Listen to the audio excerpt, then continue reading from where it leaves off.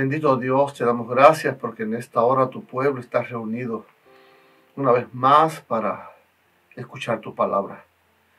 Pedimos tu bendición en esta hora. Que tu poder llegue donde están los enfermos, los necesitados, y a través de tu palabra puedan recibir sanidad en este día tan especial. Toma el control de nuestras vidas y permite que tu palabra sea poderosa en la transformación de nuestras vidas. En el nombre de Jesús. Amén. Bien, pues queremos invitarles, mis queridos hermanos, a buscar una historia maravillosa que aparece en la Biblia. Allí en el Evangelio de Juan, en el capítulo 5, comienza con la historia del paralítico de Betesda. Y dice así en el versículo 1: Después de estas cosas había una fiesta de los judíos y subió Jesús a Jerusalén. Ese texto tiene una connotación tremenda. Jesús fue a Jerusalén porque se estaba desarrollando una fiesta de los judíos. En primer lugar, Jesús debía ir por dos razones a esta fiesta. En primer lugar, porque era judío. Y como dice Gálatas 4:4, nació bajo la ley. Él debió obedecer todos los reglamentos que los judíos guardaban. Y en segundo lugar, él debía asistir a esas fiestas, porque en esa fiesta Jesús se mostraba al pueblo como la realidad de aquella sombra que anunciaban las fiestas. Jesús le mostraba al pueblo verdaderamente que Él era lo que se celebraba en esas fiestas. Hay un ejemplo maravilloso que aparece allí en el capítulo 7 del libro de Juan, porque en ese capítulo se habla de la celebración de la fiesta del otoño, y había algo que se hacía allí durante esa fiesta, y era que el sacerdote subía, tomaba una jarra de agua y una de vino y empezaba a verterla sobre una palangana, y el pueblo decía: sube, sube, sube, hasta que ya no podía más. Y eso tenía un simbolismo. Recuerda que cuando Jesucristo con la lanza lo atravesaron en un costado, salió de su interior agua y sangre. Por eso, con una jarra de vino y una jarra de agua, el sacerdote hacía este simbolismo. Y fue precisamente durante esta fiesta en que Jesús se pone de pie y dice ahí en el versículo 38: el que cree en mí, como dice la Escritura, de su interior correrán ríos de agua viva. Y esto dijo del Espíritu que habían de recibir los que creyesen en él, pues aún no había venido el Espíritu Santo, porque Jesús no había sido aún glorificado. Es decir, que Jesús venía a estas fiestas para mostrarle a la nación judía que esas fiestas hablaban de Él, de su ministerio de salvación por cada uno de nosotros. Ahora bien, luego de estar en la fiesta Jesús, en la alegría de la festividad, Jesús hizo algo importante. Jesús hizo algo que todavía hoy le gusta hacer. Jesús dejó a los que estaban felices durante las fiestas y se fue al lugar de los tristes. Yo quiero que sepas que en este día también Jesús está acompañando a cada persona que está atravesando por el valle de sombra y de muerte. Jesús no te ha abandonado. Él está a tu lado. Solamente debes permitir que tus ojos de la fe puedan ver a un Dios, a un Salvador que está a tu lado para sostenerte, para guardarte, para restaurarte, pero también para salvarte. Y ahora Jesús dice el versículo 2: y hay en Jerusalén, cerca de la puerta de las ovejas, un estanque llamado en hebreo Betesda, el cual tiene 5 pórticos. Este lugar es un lugar muy especial. Este lugar, en primer lugar, estaba cerca de la puerta de las ovejas. Estaba cerca de la puerta por donde entraban aquella ovejita que iba a ser sacrificada y que simbolizaba a Jesús. Este era un lugar, por ese sentido, tenía una connotación grande. Pero en segundo lugar, la otra connotación está presente en el nombre, Betesda. Betesda significa casa de misericordia. Y esto precisamente simboliza a Jesús, porque Jesús es la única fuente de misericordia. Jesús es el único lugar donde tú y yo podemos alcanzar perdón, restauración y salvación. Y ahora dice en el versículo 3 que en estos yacía una multitud de enfermos. Había una multitud de enfermos en ese lugar. Era un lugar donde venían los enfermos, cerca de la puerta de las ovejas, en el lugar que se llama Casa de Misericordia, buscando de alguna manera que Dios se acordara de ellos, que Dios les alcanzara con su poder, con su gracia, con su misericordia. Pero había algo interesante en estos detalles. Aunque hay una multitud de enfermos, solo se mencionan 3 enfermedades. Si vamos hoy a los hospitales, nos damos cuenta que también hay multitudes de personas enfermas, pero cada uno de esos grupos tienen infinidad de enfermedades. Y ahora es un detalle interesante para investigar. Y me doy cuenta que cada vez que estas cosas ocurren en la Biblia, hay un mensaje detrás de todo esto que Dios quiere mostrarnos a nosotros. Y es que precisamente estas son las 3 enfermedades que padece la humanidad y que le impiden recibir la maravillosa bendición de la comunión con su Salvador y de una relación que nos llevará a la salvación. Vamos a ver el primer caso, los ciegos. ¿Quiénes son los ciegos? Los ciegos son aquellos que no pueden ver. Usted puede ver a un ciego caminando por el borde de un abismo. Y usted desde acá, desde donde usted lo está contemplando, usted está en un puro nervio. Usted está de susto, diciendo, se va a caer, ahora sí se cae, se va a perder. Pero sin embargo, él, como es un ciego, no se percata de la situación en la que se encuentra. Así también anda esta humanidad, desobedeciendo a Dios, buscando lo que debe buscar en Jesucristo, en los placeres, en las drogas, en el sexo, en los vicios y hasta en los alimentos prohibidos. Y de esta manera está viniendo sobre la humanidad una serie de calamidades provocadas por esos mismos actos de ceguera que están a punto de perecer toda la humanidad. Pero además de los ciegos, de no ver, los ciegos son aquellos que también andan con un bastón para poder guiarse. Y estos andan dando bastonazos a diestra y siniestra. Son los que hacen sufrir a la familia, hacen sufrir a su prójimo y no se dan cuenta por su ceguera, claro, que ellos son la causa fundamental del sufrimiento, no solo suyo, sino de aquellos que les rodean. También dice allí que estaban los cojos. ¿Quiénes son los cojos? Según el diccionario, es alguien que tiene una extremidad afectada. Pueden ser las manos o pueden ser los pies. Aunque en el español casi siempre este término se usa para los que tienen alguna dificultad en las extremidades inferiores. Pero el diccionario dice que son los que tienen afectada cualquiera de las extremidades. Es decir, los que aquí llamamos en Estados Unidos los handicap. Esos son los cojos. Ahora, ¿quién es un cojo espiritual? Un handicap espiritual. Es aquel que viene con defectos y cree que todo el mundo pues tiene que aceptarlo con su defecto y él no puede hacer nada por cambiar porque él nació así. Son aquellos que encontramos incluso dentro de una iglesia, pero son gente violenta, gente que maltrata a su familia y luego dicen, imagínate que no puedo hacer más, yo nací así, dentro de una familia de violentos, mi abuelo era violento, mi papá era violento, mis tíos eran violentos, pues yo soy así y hay que aceptarme así. Pero Dios es cierto que te acepta como tú eres, pero también tiene el poder, si tú se lo permites, para cambiarte, para irte transformando cada día, para que tú puedas ser la persona no solo que Dios quiere que seas, sino que también los que te rodean esperan que tú seas.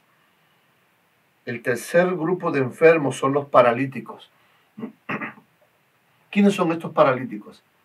Son estas personas que cuando vienen las situaciones difíciles, dicen, voy a ir a Dios, sí, dentro de muy pronto voy a ir a Dios, y cuando vaya a Dios y me entregue a Dios, voy a hacer esto y aquello y lo otro. Pero al final, como son paralíticos, no lo pueden realizar. Porque ciertamente eso es un paralítico. Un paralítico es aquel que con su mente puede fabricar puentes, puede construir grandes edificios, pero al final no lo puede lograr porque su cuerpo no le obedece. Pues un paralítico espiritual es aquel que entiende que ya es la hora de entregarse a Dios, de que su mala vida lo que está trayendo es sufrimiento a él y a los que le rodean, pero su cuerpo no le obedece y por eso continúa allí en el lugar de la perdición, en el lugar en que le afecta no solo a él, sino a los demás. Pero lo peor de estos enfermos es lo que continúa en el versículo 3, porque estos ciegos, cojos y paralíticos dice que esperaban el movimiento del agua. Esta gente estaban junto a la puerta de las ovejas. Esta gente estaban allí en la casa de misericordia, pero esta gente estaban esperando a la persona equivocada o en el objeto equivocado. Ellos estaban esperando que el movimiento del agua que se producía en el estanque era lo único que podía traerle salvación a ellos. Y estaban equivocados. A veces los seres humanos nos convertimos en verdaderos míticos. Nos gusta el misticismo y buscamos en cualquier lugar donde nos quieren leer la mano, donde nos quieren echar el tarot, pero no venimos a Cristo, que es la única manera que tenemos de solucionar nuestros problemas. Y hay muchas de esas personas hoy que están esperando que la ciencia haga algo, que encuentren una vacuna, que los gobiernos y los políticos hagan algo. Eso es esperar el movimiento del agua. Cuando la única solución para tu problema hoy, como dijimos en la mañana y dijimos el jueves pasado, está en Jesucristo, en entrar en ese camino de fe que nos pone en contacto con nuestro restaurador, con nuestro Salvador, Jesucristo, el único que puede garantizarnos la vida eterna y la salvación eterna. Y ahora dicen ellos, en su teoría, que de vez en vez, dice el versículo 4, porque un ángel descendía de tiempo en tiempo al estanque y agitaba el agua, y el que primero descendía al estanque después del movimiento del agua quedaba sano de cualquier enfermedad que tuviese. Esa es la idea que tienen estas personas. Y realmente hoy podemos ver cuántos mensajes nos mandan los hermanos preocupados de que si para curarse hay que hacer esto o hay que hacer lo otro, y unos dicen que se toma un tipo de medicinas, otros nos mandan luego un mensaje de que no, de que esa medicina lo que va a hacer empeorar, y ahora no sabemos realmente de esos mensajes que con tan buena voluntad nos están mandando, cuál de ellos es el oportuno. Pero yo en esta hora te voy a decir, tú no tienes que esperar más por el movimiento del agua. Tú no tienes más por qué esperar que un ángel venga y mueva el agua y cambie el estado de las cosas. La única manera que tenemos de resolver nuestros problemas es ir a donde está la persona misericordia, Jesucristo. Jesucristo con toda su misericordia es el único que puede hacer por nosotros. ¿Quieres que te diga algo? Esa solución que se presenta según la creencia de los que estaban allí enfermos, me dice que eso no era de Dios. ¿Sabes por qué? Porque la oportunidad solamente la tenían los que primero se metían en el agua después de que supuestamente el ángel la removía. Y mi Dios no actúa así. Mi Dios da oportunidades a todos de la misma manera. Por eso podemos leer en Juan 3:16, donde las palabras de Dios nos dice, porque de tal manera amó Dios al mundo, que entregó a su Hijo unigénito, para que todo aquel que en él cree no se pierda, mas tenga vida eterna. Es decir, la oportunidad que Dios da es para todo el mundo. No es para el que primero llegue, no es para el que pueda conseguir una vacuna. Es para todo aquel que cree en Jesucristo, alcance salvación. Hoy, usted podrá decir, aun cuando inventen una medicina o un medicamento, los más ricos, los más poderosos, serán los que podrán tener acceso a ese tratamiento. Pero con Jesucristo, todos tenemos acceso. Todos podemos. La palabra de Dios continúa narrando la situación y dice en el versículo que sigue, que es el versículo 5, y había allí un hombre que hacía 38 años que estaba enfermo. Ahora yo quiero que pienses en la vida de este pobre hombre que llevaba 38 años enfermo. ¿Te imaginas? ¿No te parece que son demasiados años? Yo estoy seguro que este hombre ya se había quedado sin amigos, sin novia, sin nadie que se ocupase de él. Posiblemente si su madrecita estuviera viva, quizás fuera la única que estuviera allí cuidando de él, porque 38 años es una cantidad de tiempo como para todos aquellos que en un principio trataron de ayudarte o sostenerte, ya también se cansaron y desistieron y te dejaron solo allí, como mismo lo manifiesta él más adelante. 38 años es demasiado tiempo para que tú sigas creyendo en las promesas de los que leen las cartas o los que leen el futuro o de los políticos que prometen.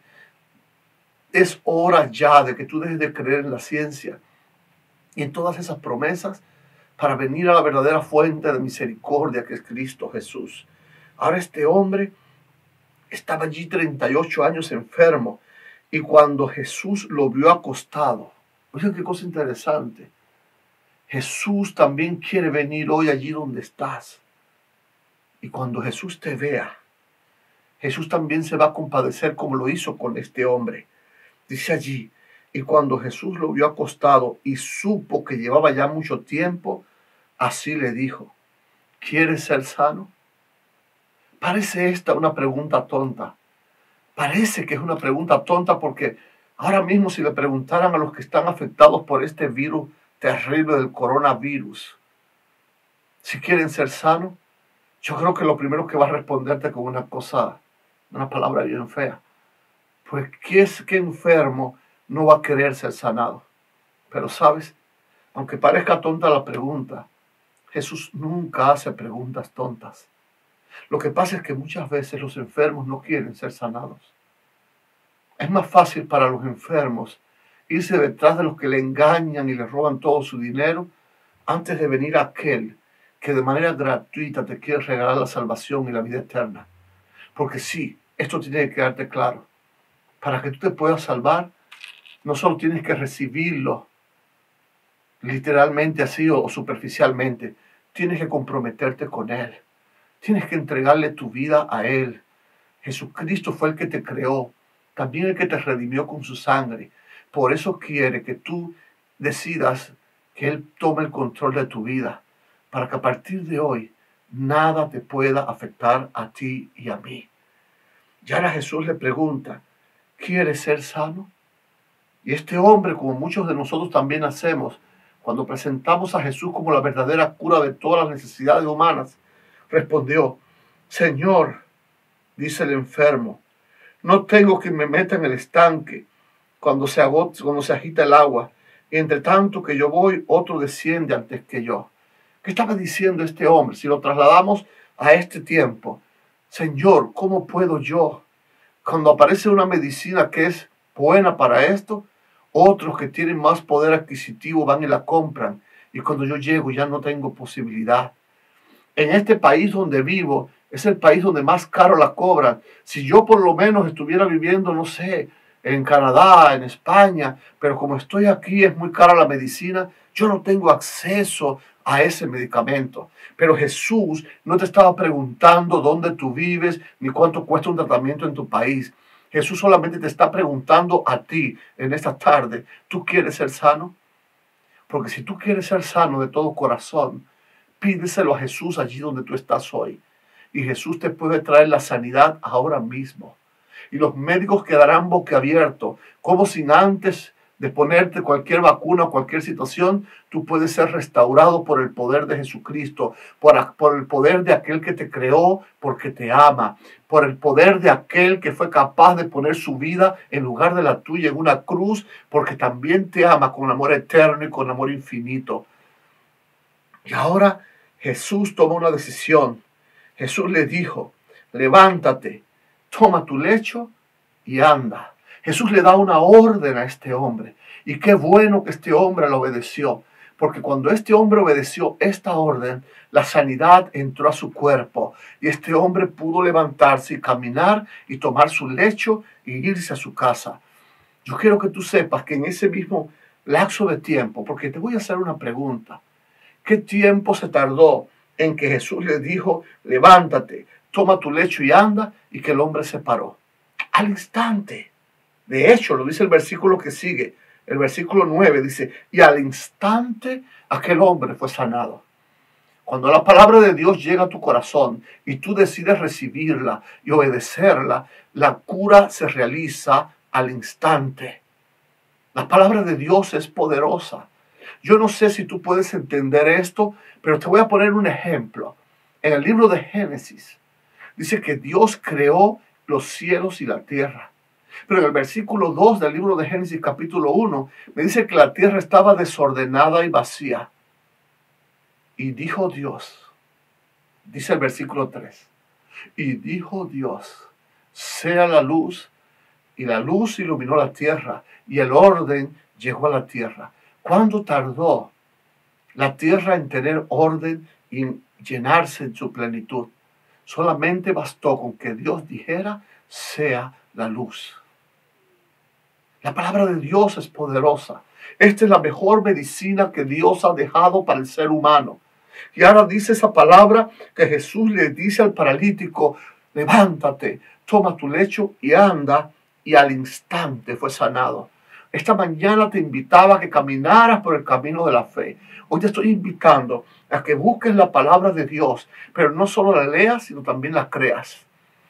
Haz de esa orden la orden de Dios para ti en esta tarde, y tú al instante también te levantarás de tu lecho de enfermedad. Porque Dios tiene el poder para hacerlo en esta hora. Ahora hay algo interesante. El mismo texto que dice que al instante el hombre fue sanado, dice, tomó su lecho y anduvo. Y el texto termina de una manera interesante. Y era día de reposo aquel día. Y yo quiero detenerme un segundo más en esta parte del texto.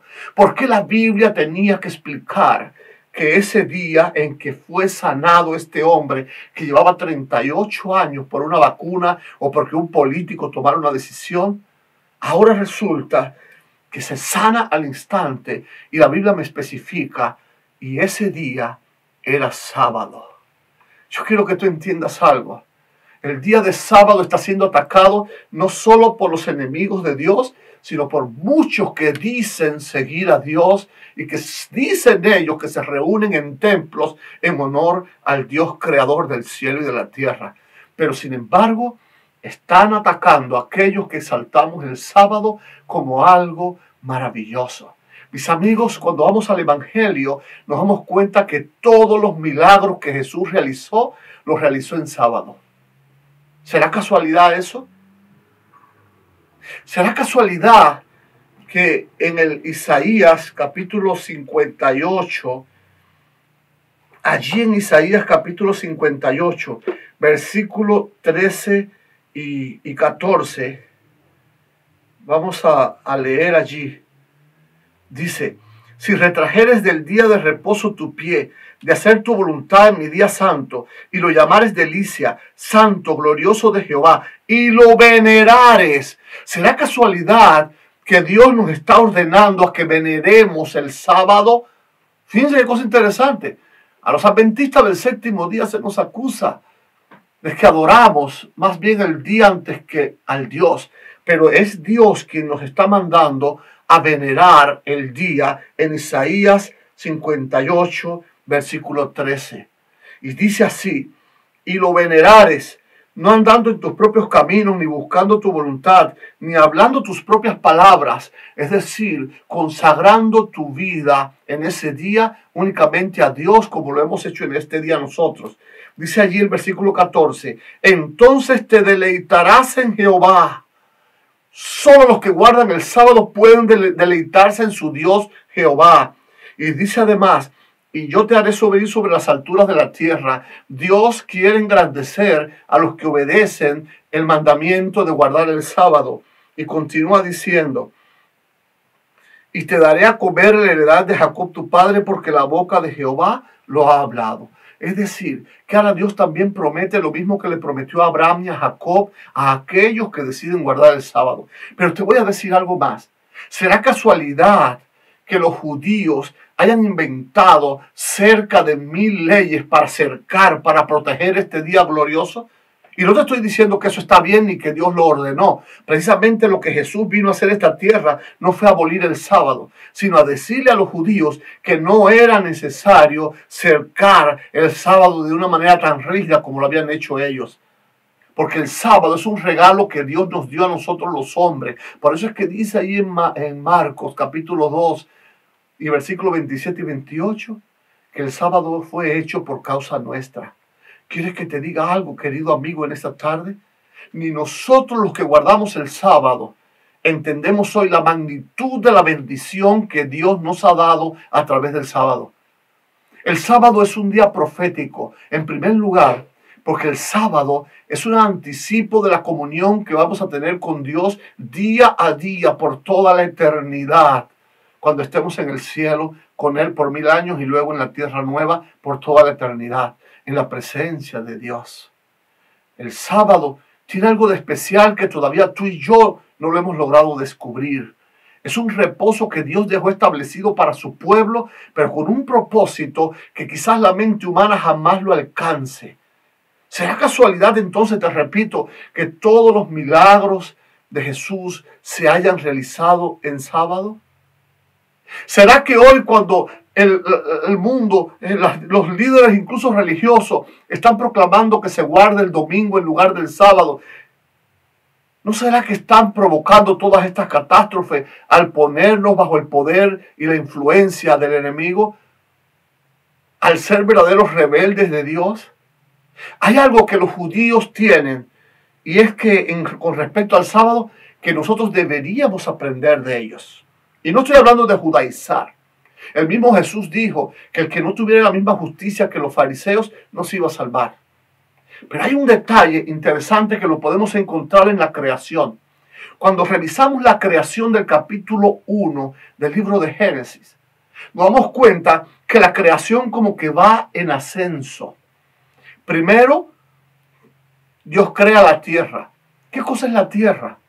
La tierra es el mundo mineral, compuesto por rocas, por tierra, piedras preciosas. Así se conoce, el reino mineral.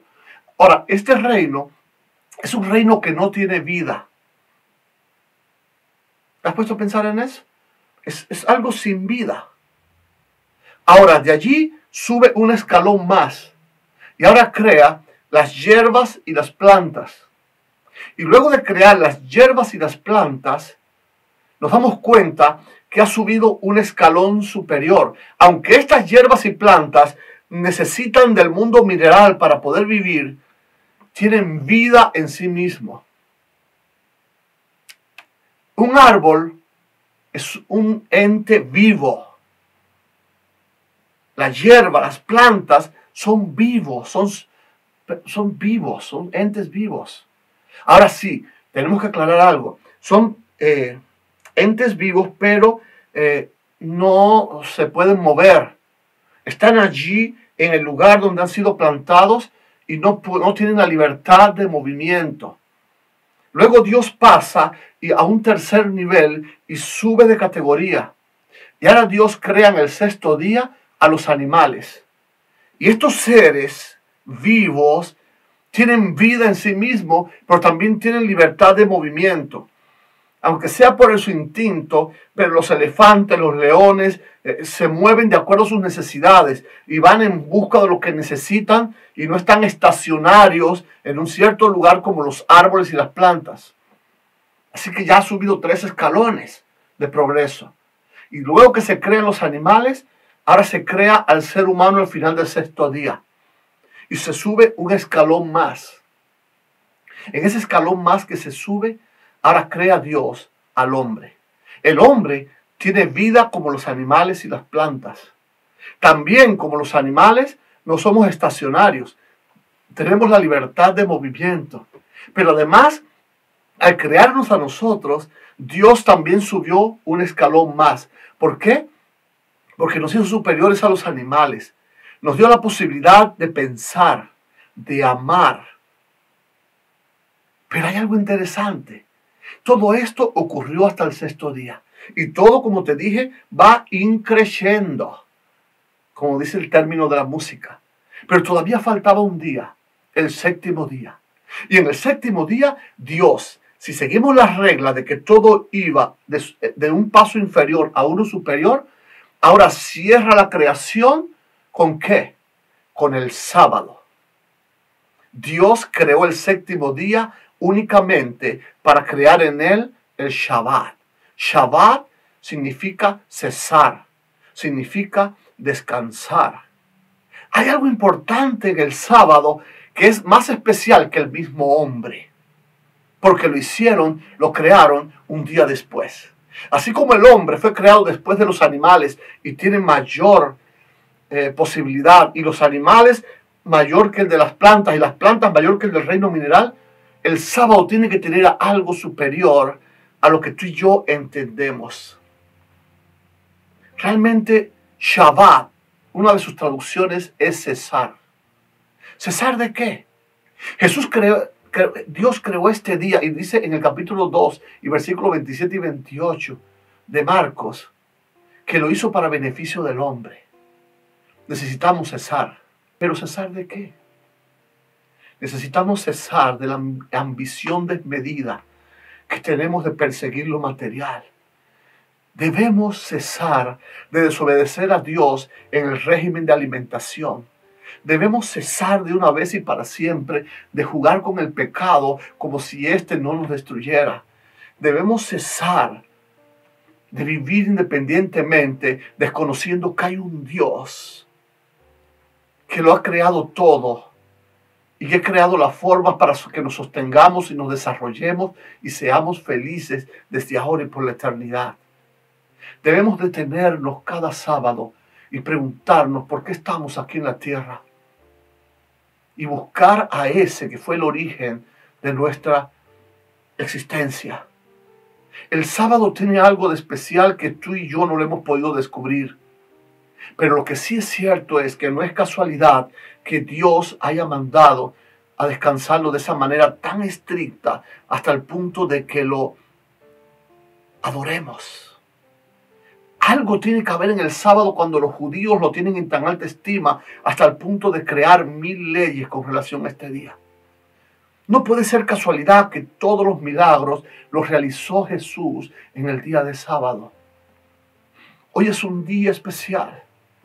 El paralítico de Betesda, después de 38 años enfermo, se sanó al instante cuando se encontró con Jesús en un día de sábado. ¿Te das cuenta? ¿Qué tal si hoy tú y yo también proponemos en nuestro corazón un encuentro con Jesús cada sábado? Ya te digo, mi inteligencia no llega todavía a poder descifrar cuánta maravilla podemos obtener a través del sábado o cuál es la magnitud del regalo que Dios nos hizo a través de este día. Lo que sí te garantizo es que por la cantidad de evidencias que hay en la palabra de Dios, tú y yo deberíamos guardar el sábado y buscar a Jesús en este día de manera especial y cesar de todo para entregarnos a Él, para que Él nos restaure, para que Él nos transforme, para que Él nos recree y para que nosotros podamos alcanzar la estatura de Jesucristo y vivir en una completa felicidad en compañía de Dios. Dios todo lo que ha creado es para beneficio del hombre. El sábado es el más grande y especial regalo que Dios nos ha dado. Es una institución que nos puede sanar y restaurar, que nos pone en comunión directa con el poder divino y nos pone al alcance de la misericordia que Dios quiere derramar sobre sus hijos. Cesemos ya de tanta rebeldía y busquemos al Dios del sábado para entregarle nuestro corazón y nuestro cuerpo sean sanados y nuestras mentes. Dios te bendiga en esta tarde. Bienvenido a la casa de la misericordia. Ven cada sábado a un encuentro con tu Salvador. Que el Señor pueda sostenerte en este momento difícil y el Señor te pueda mostrar las maravillas que aún tiene para nosotros en este mundo y por la eternidad. Vamos a tener una oración. Bendito Dios, te damos gracias. Te damos gracias por el poder de tu palabra. Te damos gracias por las grandes revelaciones que hay en ella. Permite que con obediencia podamos guardar lo que en esa palabra está escrito, para que alcancemos la verdadera felicidad, para que alcancemos los verdaderos propósitos tuyos para nosotros y para que nosotros recibamos restauración en esta hora. Perdónanos por nuestros pecados y permite que todos los hermanos que están viendo este material puedan volverse a ti y hagamos cita cada sábado con nuestro Salvador para que los milagros se multipliquen en nuestra vida.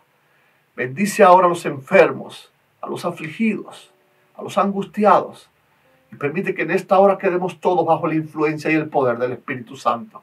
En el nombre de Jesús. Amén.